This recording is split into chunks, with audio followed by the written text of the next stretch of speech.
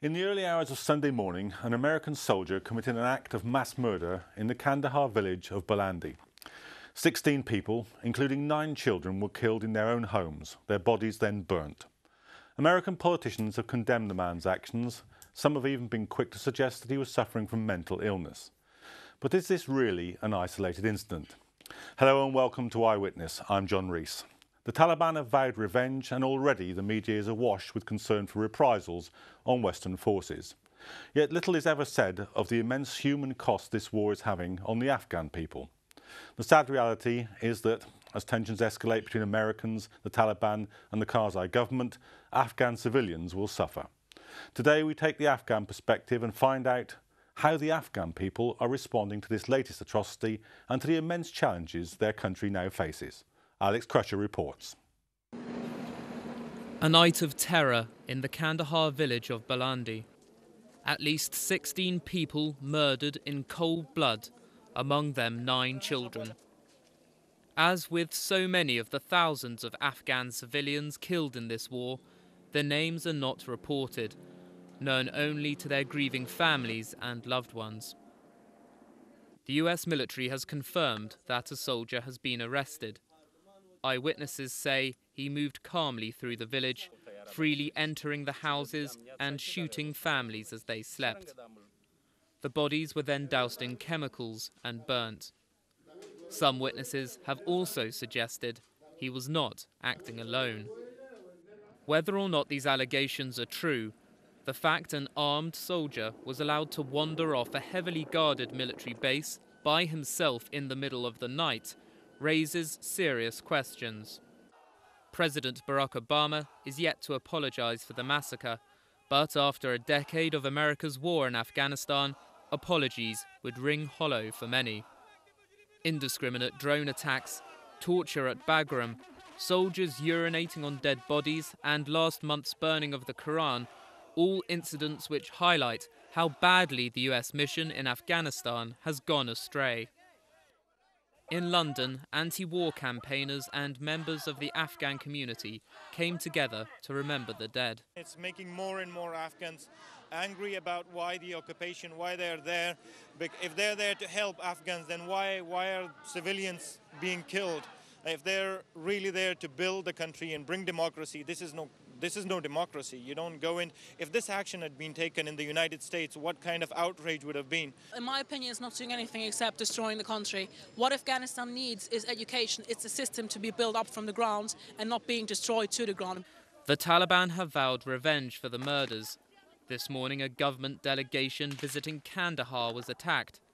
For them, the Karzai government is as culpable as any American soldier. Yet, as with the protests which followed last month's Quran burnings, many fear the most likely outcome will be yet more deaths of innocent Afghan civilians.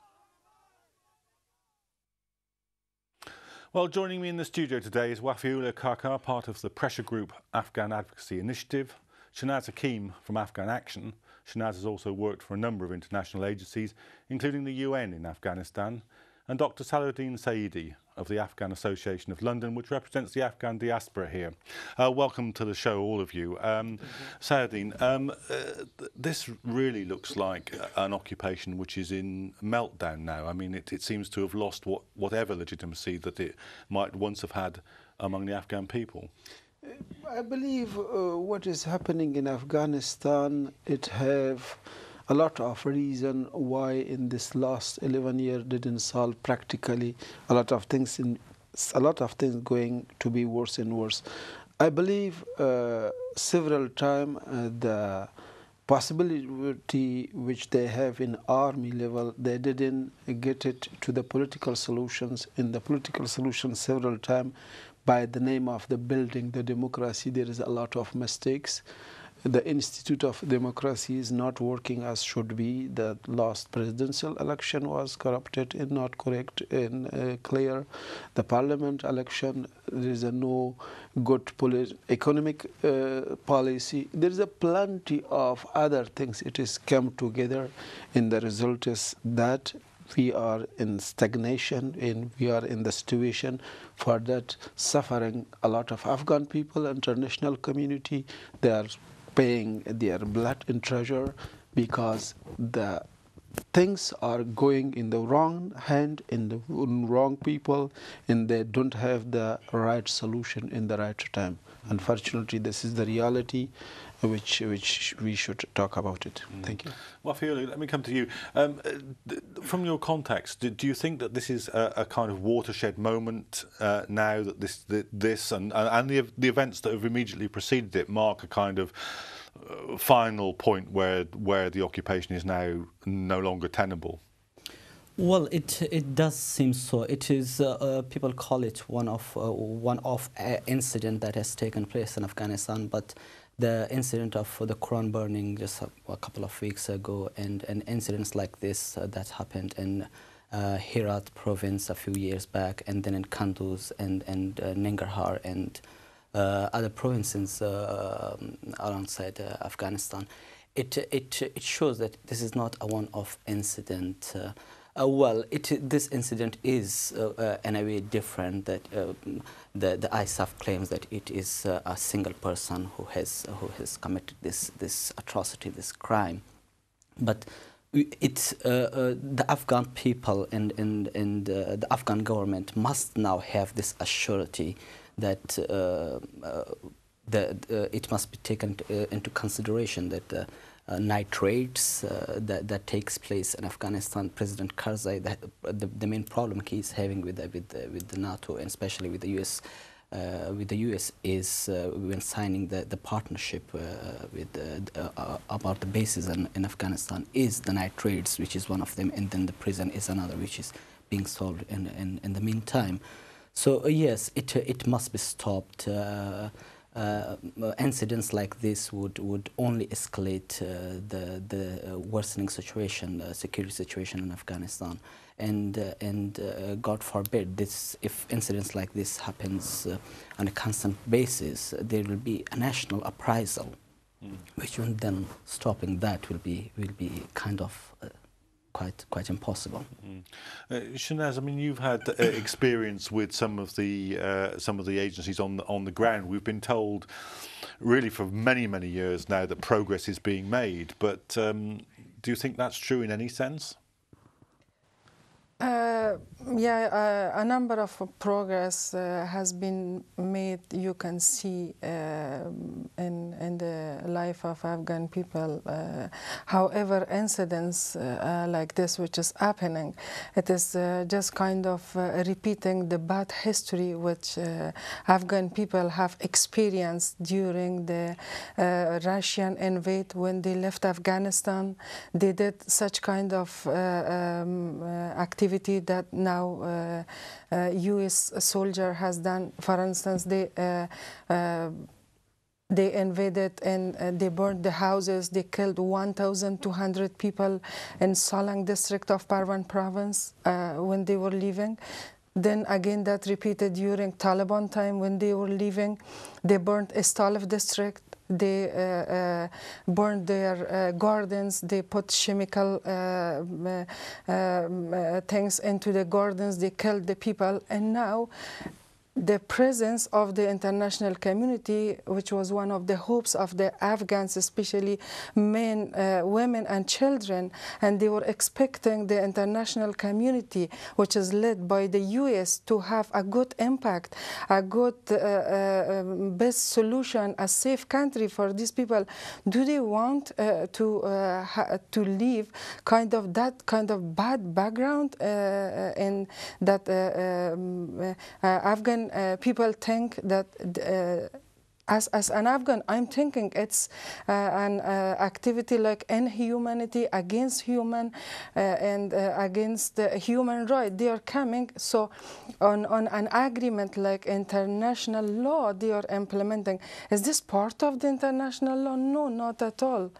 And U.S. government is in a very sensitive and very important situation or condition with Afghan government to sign that agreement. How does this affect the Afghan people? Will hit them, honestly. Yeah. I mean, it seems that, yeah, sorry. I believe the Nad rights and several other issues which we're talking about it, I think it is not the real problem. I believe the real problem is the correct national reconciliation and real talk, not talk about the President Karzai government in Taliban to survive this government, not talk to only to survive international committee. I think talk in peace talk to survive peace in people of this region and peace of the world, for which is paying plenty of money, taxpayer of the world and their blood. I think the problem should be solved really in different level, and different issues should be clear. Unfortunately, we seen a lot of things only they declare it formally. They didn't mean it. They didn't go to the base of these problems. Several times there is no believe each other. They're trying to deceive each other. I think it is not going nowhere, and it will be long problem which should be solved finally. But these ways which their activities going in the local and international level, there's a lot of things to be correct. There's a lot of things to be right, doing the definition and solve it. But unfortunately, it's not happening. Mafiola, you were saying just now that if this kind of incident is repeated, there will be a kind of, I think you might have used the phrase national uprising.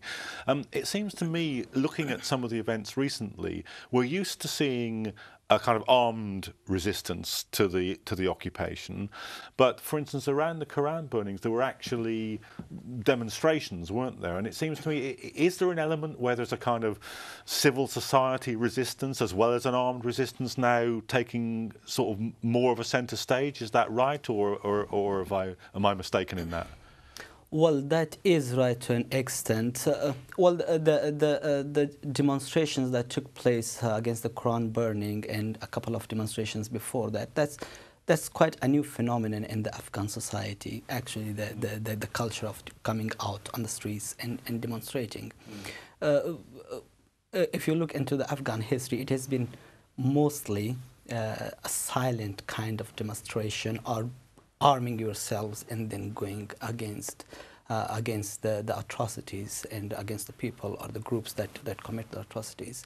And looking into that, and looking to an incident that took place in Kandahar and Panjwai, whether demonstrations take place or not. But one thing, that being an Afghan, being someone from the region, from Kandahar province, I would say that the hatred is Ms. Hakimi mentioned, that definitely increased with each and every single incident. And then people, when people lose their trust in the Afghan government and which is supported by the international community, when you talk about this village, I remember a couple of years ago that the ISAF forces literally demolished the houses, run through the orchards and fruit gardens of the local population to pave the way for their bases and to make everything like a clear level ground where they can see everything, and which is like snatching the livelihood, the means to the livelihood of the local population. So you lose the trust of people right from the word go. And then what do you give in compensation to the local population? What mechanism is in place? I believe nothing. My personal notice of the area, my personal assessment of the area, and then incidents like this would only escalate that worsening situation. So it definitely it's the civil society that is reaching to a stage where they say that, well, it must stop. It must stop. And then it is the local population which say, okay, the demonstrations are not helping. Well, the government is not doing or is not capable of doing anything. Then what is the solution? And they're thinking about it. Shanaz, do you think that, that really any attempts at reconstruction have simply been corroded by the occupation? I mean, the occupation is going to have to end before there's serious talk about reconstruction. Is it not? Do you think? Sorry, do you think that any attempts at reconstruction, at social or economic reconstruction, that might have taken place in the last 10 years have been undermined by the military occupation, that will have to end before any serious reconstruction of the economy or the society can take place? I think, yeah, it will have its impact on the reconstruction. Yeah, definitely. It will have the impact in all these improvement that has been made and the investment has been made. You see a number of progress. We can see that, yeah, there is a lot of progress made. For instance, if we compare the education of girls or children to the time of the Taliban, that just 900,000 boys were enrolled in formal schools, and now you see that the girls have an opportunity to go, like 35% of school-age children have access to primary education. That is kind of good improvement for that. But if the situation continues like this, this will definitely affect the people. So you're trying to come in there. Yes. There is one thing I want to tell it once again. When I'm hearing from Afghan representative, government representative, what they are doing, this wrong action, bad action, it will have big influence in popularity of our government, or it will be cause the uprising or something like that. I think it is really cheap argumentation. These things are wrong. Because they are wrong, we should stop it. Not because there should be uprising, there will be less population, popular our government. Unfortunately, it's showing them their mind, what they are thinking. They are thinking about own popularity, not it is good or it's bad. The international community came to help the Afghan people. It should happen. I believe it is possible to happen. They help. They not replace the local government. They help these people get their government in their hand. Today I heard we try to give hand over the power to the Afghan people. But they mean by that this government who was created by them. There should be the real transfer, the real transformation, which is not happening. It is the problem. This which worried me. They're telling they transfer the power to the Afghan people, but they mean this government which was created by them. This is the main problem. Yeah. It is not answering the real situation. It will not bring the peace. This is the problem. Well, do you agree with Saladin about that the problem is that the Karzai government is an illegitimate government? It's a government that was imposed by the occupation, and that we have to really get past that if there's to be any real settlement? It can be part of the stage, but not all the part. Well, starting from your first question from Ms. Hakimi, which was the development throughout the last 10 years. After 9/11. The whole thing was quite a hasty thing. The preparations, the homework that is done, it took literally 25 days, and after 25 days there was an attack on Afghanistan. And so if there wasn't a proper homework in place before the international community, the international forces, ISAF came into Afghanistan, then things would go the way they are right now. I was in Afghanistan then, and I witnessed that the focus of the international community, the international aid, the development, that was on a few cities, that was focused on a few cities, the rural areas where 80% of our population dwells, rural areas which are the least developed, rural areas where that Taliban movement was actually based on, was rooted in. no one focuses on those areas.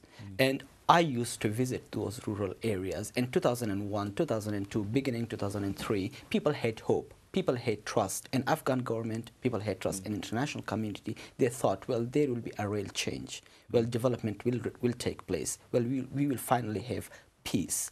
But it did not happen. And this situation then worsened. It slowly and gradually worsened. And today we see we are in a very terrible state. And coming to your next question, well, I think the international community is putting under question the legitimacy of Karzai government in itself, taking them out of the talks with the Taliban. When we see in Qatar, it's the United States and the Taliban on either side of the tables. We can't see a representation from Afghanistan. We can't see a representative from the Afghan government. We can't see a representative from the Afghan people. So that in itself put the legitimacy of the Afghan government in question. It's the actions by the international community which say that they are supporting the Afghan government while they are putting that legitimacy into question, while in another side they are having talks with the opposition in Germany. So there is, as Mr. Saidi says, I personally believe that it is another big game going around. No one is actually seems sincere to the cause, which is peace building, which is development in Afghanistan. Everyone is kind of beating their own drums. The Afghan government, the Taliban, the US. The US is trying to pull out of Afghanistan, and this and because they are in a hurry, they have to get out by 2014. So they have to put something in place to save their face. And it's going to be anything. Shanaz, can I just ask you? We're just coming towards the end of the program, but I mean, one of the huge ideological justifications of the war was the position of women. We all remember Cherie Blair and Laura Bush making the speeches about this. But in the context of what's been happening in recent weeks, including the deaths of the women and children in this case, it's hard to see that they've made much progress even on this front. Yeah, in one hand, I agree with you that Afghanistan is not just the Afghanistan that you see that broadcasted on the news, or you see through the TV, or anything good development you see in the big cities, in the 5 big cities. There is still unseen Afghanistan, as my colleague mentioned, that the government has not reached them, not the women, not the children, not those civilians which are working, which are living in those remote provinces. They are suffering from disaster, they are suffering from drought, they are suffering from poverty. You know, those people are still this government has not reached them yet, and I can say that supporting this international community has been just focusing on the, I can say, 95% in Kabul. Okay, yeah. I'm going to have to stop you there because we've just about all we've got time for. I'd like to thank all of my guests, Wafiullah Kakar, Shanaz Hakim and Dr. Saidi, for joining us. And I hope you'll agree that you've heard voices that you rarely hear on the media, the voices of the Afghans themselves. Remember to look us up on Twitter after the programme, where we'll continue to follow this story. We want to hear from you. So until next time, goodbye. Thank you.